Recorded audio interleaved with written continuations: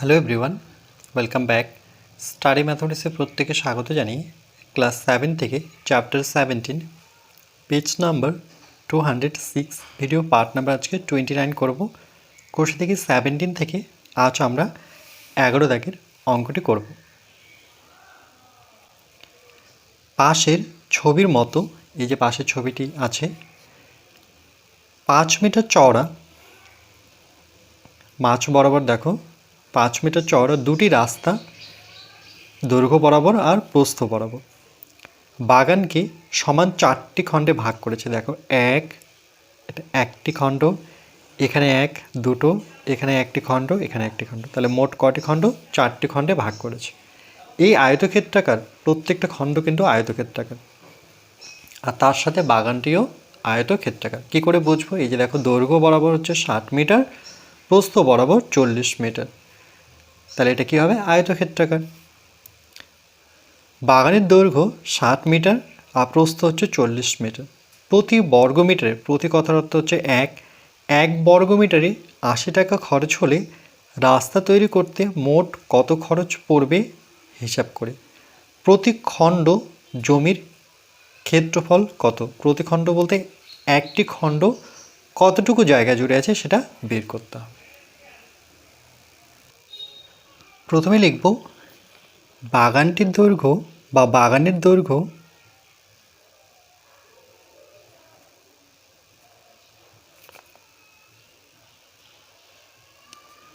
বাগানের দৈর্ঘ্য 60 metre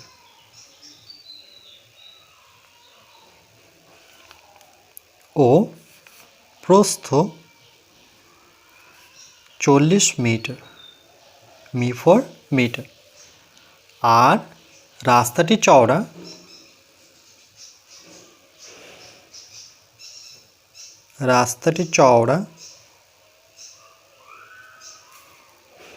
5 metre. প্রত্যেকটা একক কিন্তু একই আছে, অনেক সময় সেন্টিমিটার থাকে, সেটাকে কিন্তু মিটারে কনভার্ট করতে হয়, এখানে করতে হবে না। তাহলে আমরা লিখব লম্বার দিকে রাস্তার ক্ষেত্রফল।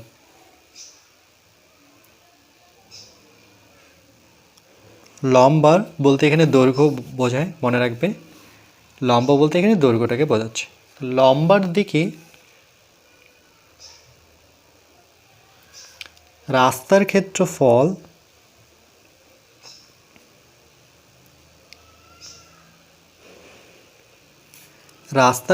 লম্বার দিকে রাস্তার ক্ষেত্রফল। দেখো লম্বার দিকে, এই ছবিটা আমরা দেখি, লম্বার দিকে এইটুকু অংশ ভালো করে লক্ষ্য করো, লম্বার দিকে তাহলে কত মিটার লম্বা? 60 মিটার লম্বা। আর এইটুকু অংশের কথা বলছি, এইটুকু লম্বার দিকে, তাহলে এইটুকু কি? দৈর্ঘ্য, আর এইটুকু কি? প্রস্থ, অর্থাৎ এইটুকু কি? প্রস্থ, সেটা কত মিটার? 5 মিটার। তাহলে দৈর্ঘ্য হচ্ছে 60 মিটার, প্রস্থ হচ্ছে 5 মিটার। তাহলে ক্ষেত্রফলের সূত্র হচ্ছে দৈর্ঘ্য ইন্টু প্রস্থ, এইভাবে ভাবতে হয়। তাহলে এইভাবে আমি লিখিয়ে দিচ্ছি, দৈর্ঘ্য ইন্টু প্রস্থ। তাহলে দৈর্ঘ্য হচ্ছে 60 মিটার, শর্ট ফর্মে লিখি মিটার, আর প্রস্থ আমরা দেখলাম যেহেতু লম্বার দিকে শুধু রাস্তার ক্ষেত্রফল, ভালো করে লক্ষ্য করে, শুধু রাস্তার ক্ষেত্রফল, খণ্ডের কিন্তু ক্ষেত্রফল নয়, বা বাগানেরও ক্ষেত্রফল নয়, রাস্তার ক্ষেত্রফল। তাহলে এই বরাবর আমরা প্রথমে নেব এই পুরোটা। তাহলে এটা 60 হলে এখান থেকে এর দূরত্ব 60 হলে এইখান থেকে এর দূরত্ব 60 হবে, 60 মিটার। আর প্রস্থ কতটুকু? রাস্তাটি চওড়া 5 মিটার, তাহলে দুই সাইডে 5 মিটার চওড়া, তার মানে এটা আয়তাকার ছবি, এই রাস্তাটিও কিন্তু আয়তাকার। তাহলে প্রস্থর জায়গায় বসাবো 5 মিটার। তাহলে ক্ষেত্রফল কত পাবো? 5 × 6 = 30, অর্থাৎ 300। 5 × 6 = 30, আর এখানে 0, তাহলে 2 মিটার ক্ষেত্রফল থাকলে সেক্ষেত্রে আমাদের লিখতে হবে বর্গ মিটার। বর্গ মিটার, 2 মিটারকে আমরা বর্গ মিটার লিখতে পারি। এবার রাস্তার দিকে, চওড়ার দিকে রাস্তার ক্ষেত্রফল, এটা লম্বার দিকে ছিল অর্থাৎ দৈর্ঘ্য বরাবর ছিল। এবার চওড়ার দিকে রাস্তার ক্ষেত্রফল,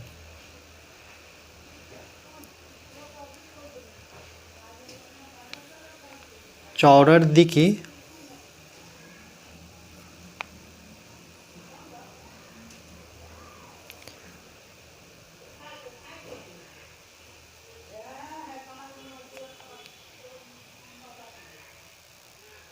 তাহলে চওড়ার দিকে রাস্তার ক্ষেত্রফল, তাহলে এবার এই পাশটা নেব।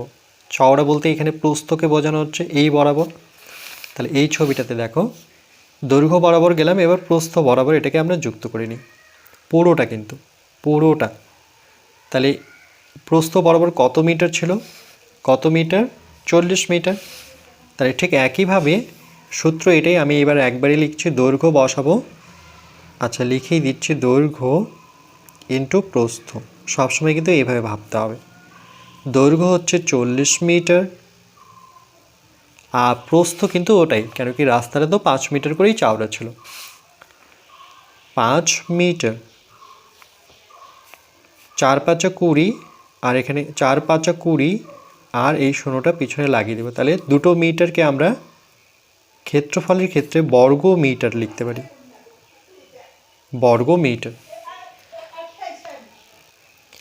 এরপর দেখো আমরা দৈর্ঘ্য বরাবর যখন গেলাম তখন কিন্তু এইটুকু অংশ পেলাম একবার, আবার যখন প্রস্থ বরাবর আসলাম তখনও কিন্তু এই অংশটুকু পেলাম। তাহলে এই অংশটুকু কিন্তু আমাদের বিয়োগ করতে হবে, এর আলাদা করে আমরা ক্ষেত্রফল নেব এইটুকু অংশ। তাহলে এটা 5 মিটার এই বরাবর, আর এই বরাবরও 5 মিটার, এই বরাবরও 5 মিটার, এই বরাবরও 5 মিটার। এটা কিন্তু একটা বর্গাকার, ওকে, বর্গাকার চিত্র পাচ্ছি আমরা। তাহলে আমরা এভাবে লিখব যে এটাকে কী বলবো, ক্রসিং বলতে পারি। দুটো রাস্তা যখন দুই দিকে যায় তাহলে সেটাকে আমরা ক্রসিং পয়েন্ট বলে থাকি, রাইট। তাহলে আমরা লিখব মধ্যবর্তী, ওকে, এইভাবে লিখব মধ্যবর্তী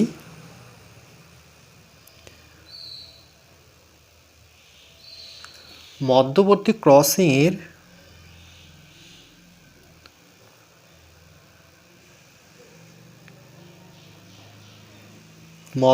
ক্রসিংয়ের ক্ষেত্রফল,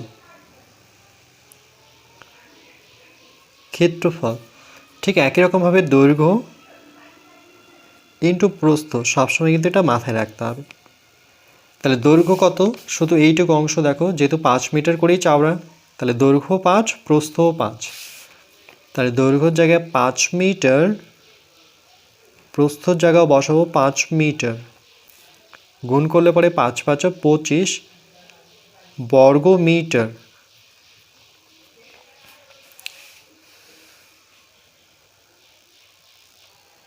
এরপরে আমরা লিখব রাস্তার মোট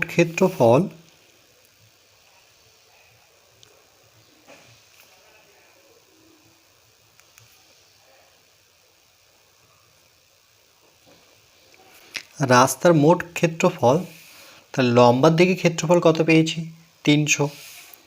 তাহলে এখানে বসাবো 300, প্লাস চওড়ার দিকে ক্ষেত্রফল কত, 200। ভালো করে লক্ষ্য করো, লম্বার দিকে 300, চওড়ার দিকে 300। যখন এই বরাবর গেলাম, এই বরাবর আসলাম, তখন কিন্তু দুবার এটা নেওয়া হয়েছে। এই বরাবরও গিয়েছি, তখন একবার পেলাম, এই বরাবর আসলাম, তখনও কিন্তু এই অংশটুকু নেওয়া হয়েছে। তাইলে আমাকে এই অংশটুকুই বিয়োগ করতে হবে। তাহলে সেটা কত, ক্রসিংয়ের ক্ষেত্রফল কত, 25। তাহলে আমরা 25 বিয়োগ করব, 25 একক দেব সেকেন্ড ব্র্যাকেট নিয়ে বর্গ মিটার। 300 আর 200 যদি যোগ করি তাহলে কত পাবো, 500। আর সেখান থেকে আমাদের 25 বিয়োগ করতে হবে।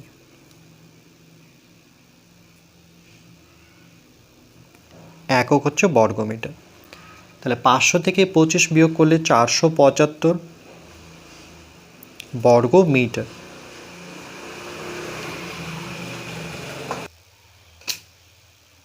রাস্তার মোট ক্ষেত্রফল পেলাম 475 বর্গ মিটার। এরপর প্রতি বর্গ মিটারে 80 টাকা খরচ হলে রাস্তা তৈরি করতে মোট কত খরচ পড়বে রাস্তা তৈরি করতে। তাহলে আমরা এভাবে লিখব, প্রতি কথার অর্থ যেহেতু 1, তাহলে 1 বর্গ মিটারে রাস্তা তৈরি করতে খরচ হয় 80 টাকা। তাহলে লিখব 1 বর্গ মিটারে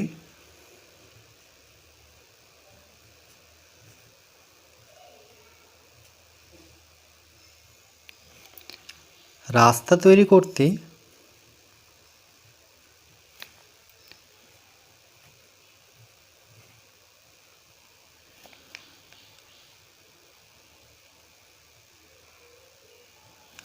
খরচ হয়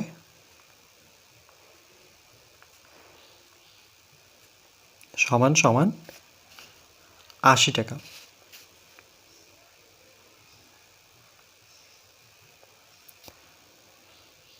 তাহলে মোট রাস্তার ক্ষেত্রফল কত? 475 বর্গমিটারে রাস্তা তৈরি করতে খরচ হয় 1-এর থেকে 475 যেহেতু বেশি বা বড়, এই জন্য 80-র সাথে গুণ হয়ে যাবে।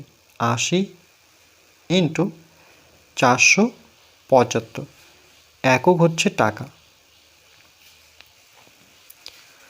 তাহলে গুণ করলে আমরা পাবো 475-এর সাথে শুধু 8 গুণ করে নেব।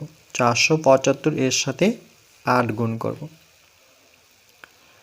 5 8 40 শূন্য, হাতে 4, 7 8 56, আর 4 56, 57, 58, 59, 60, শূন্য, হাতে থাকলো 6, 4 8 32, আর 6 32, 33, 34, 35, 36, 37, 38, 3800 টাকা। 3800 টাকা। কিন্তু এখানে শূন্যটা কিন্তু এখানে আমাদের নিতে হবে, যেহেতু শূন্যটা আমরা নিইনি। তাহলে 38,000 টাকা খরচ হবে শুধু রাস্তা তৈরি করতে। এটা কিন্তু একটা উত্তর পেয়ে গেলাম।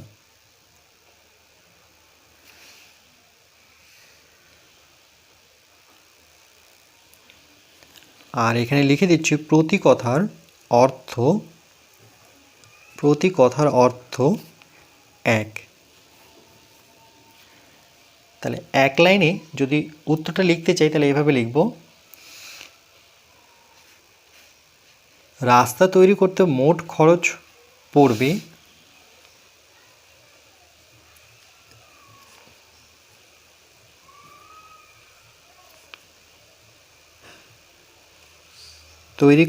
মোট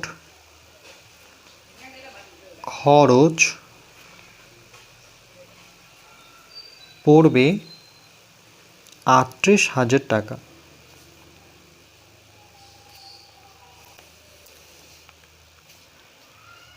এরপর বলছে প্রতি খণ্ড জমির ক্ষেত্রফল কত টাকা, কত হিসাব করে প্রতি খণ্ড জমির ক্ষেত্রফল। যেহেতু আমরা এই জমির ক্ষেত্রফল বের করব, এই জন্য আমরা রাস্তা বাদ দিয়ে জমির ক্ষেত্রফল বের করব। তাহলে লিখব রাস্তা বাদে জমির ক্ষেত্রফল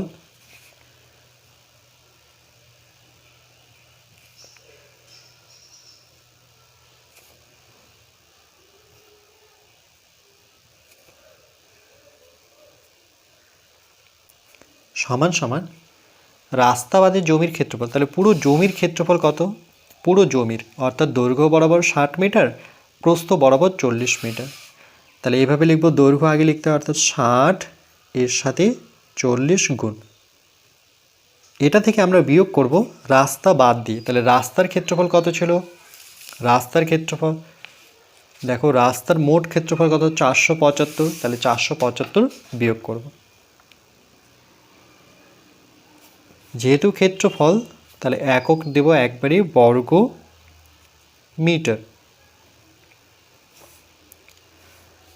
4 6 24, আর দুটো শূন্য আমরা ডান দিকে লিখে দেব। 475 একক বর্গ মিটার।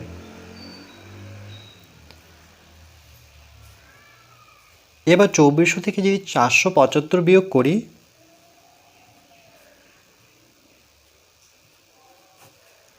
শূন্যটাকে 10 ধরতে হয়, 10 থেকে 5 বিয়োগ করলে পরে 5 হবে, এখানে হাতের 1 চলে আসবে 8, 10 থেকে 8 বিয়োগ করলে পরে 2, এখানে হাতের 1 আসবে, যেহেতু 10 ধরেছি তাহলে এটা হবে 5, আর এটাকে আমরা ডাইরেক্ট 24 ধরতে পারি, নতুবা 14 ধরতে পারি। তাহলে 14 থেকে 5 বিয়োগ করলে 14 থেকে 5, তাহলে 14 থেকে 5 গুনবো, 5-এর পর 5 6 7 8 9 10 11 12 13 14, 9 পাবো। যেহেতু এটাকে 14 ধরেছি তাহলে এখানে হাতের 1 আসবে, তাহলে 2 থেকে 1 বিয়োগ করলে 1 হবে। তাহলে 1925 বর্গ মিটার। এটা হচ্ছে জমির, রাস্তা বাদে জমির ক্ষেত্রফল, অর্থাৎ এইটুকুর ক্ষেত্রফল হচ্ছে 1925, এটারও ক্ষেত্রফল 1925, এটারও ক্ষেত্রফল 1925, এটারও ক্ষেত্রফল 1925, মানে প্রত্যেকটি কিন্তু এখানে 1925 বর্গমিটার জুড়ে আছে। তাহলে এরকম কটা খণ্ড আছে? 4টি খণ্ড এখানে স্পষ্ট বলেও দেওয়া আছে, ছবিতেও দেখতে পাচ্ছি 1 2 3 4 বা 4টি খণ্ডে ভাগ করা হয়েছে। তাহলে আমরা লিখব 4টি খণ্ডের ক্ষেত্রফল, 4টি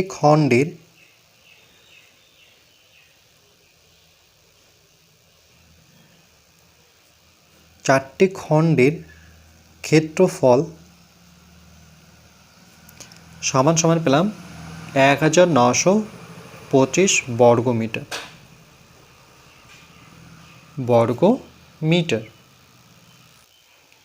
যেহেতু এখানে বলেছে প্রতিটির খণ্ডের ক্ষেত্রফল কত, তাহলে একটি খণ্ড বের করতে হবে। তাই লিখব একটি খণ্ডের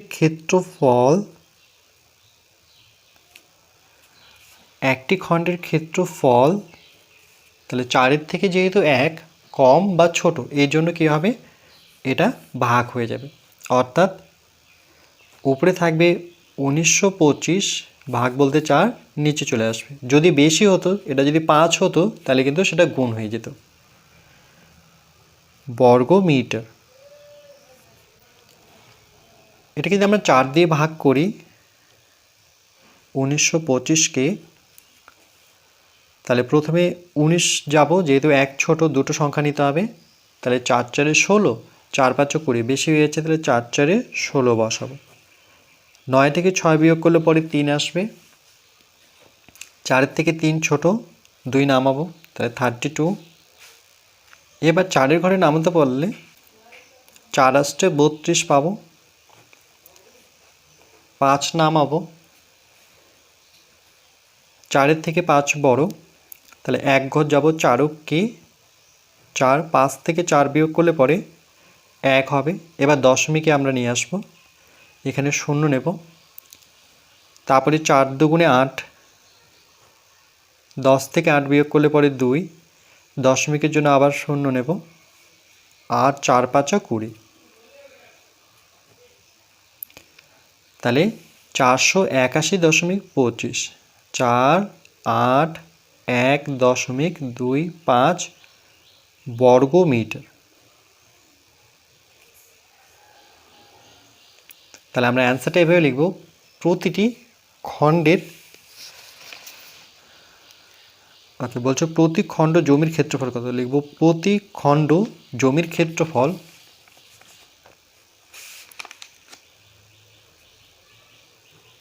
প্রতি খণ্ড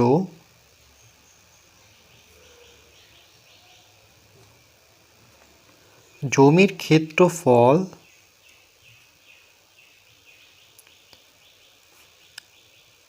481.25 বর্গমিটার।